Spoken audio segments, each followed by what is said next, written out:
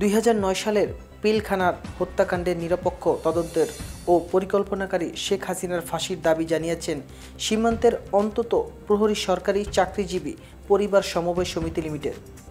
বৃহস্পতিবার 8 আগস্ট জাতীয় প্রেস ক্লাবের সামনে আয়োজিত এক মানববন্ধনে সমিতির বক্তারা এই দাবি জানান।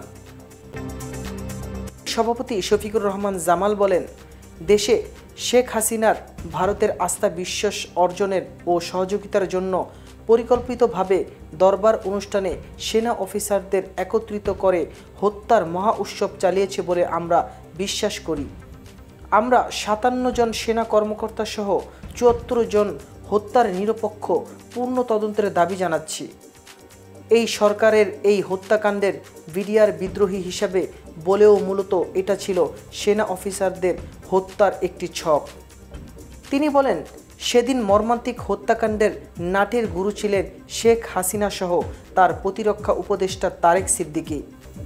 সরকার নিজেই হত্যাকাণ্ড গুটিয়ে নিরপরাধ অফিসার ও জওয়ানদের ফাঁসিয়ে শত শত বিডিআর সদস্যকে 18,000 জওয়ানকে চাকরিচ্যুত করেছিল, যার ফলে আমরা গত 16 বছর ধরে মানবতার জীবনযাপন করছি। তিনি আরও বলেন, কোটা সংস্কার আন্দোলনরত শিক্ষার্থী জনতা, নারী শিশুদের পাখির মতো গুলি করে হত্যা করা হয়েছে।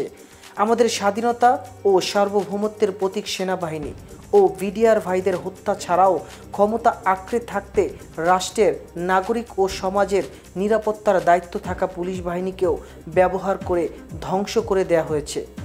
আমরা খুনি হাসিনা ও তার দোসরদের বিচার আওতায় আনার দাবি জানাচ্ছি। সেই সঙ্গে মিথ্যা সাক্ষী না দেওয়ার ও চাকরিচ্যুত নিরপরাধ বিডিআর সদস্যের চাকরিতে পুনর্বহালের দাবি জানাচ্ছি।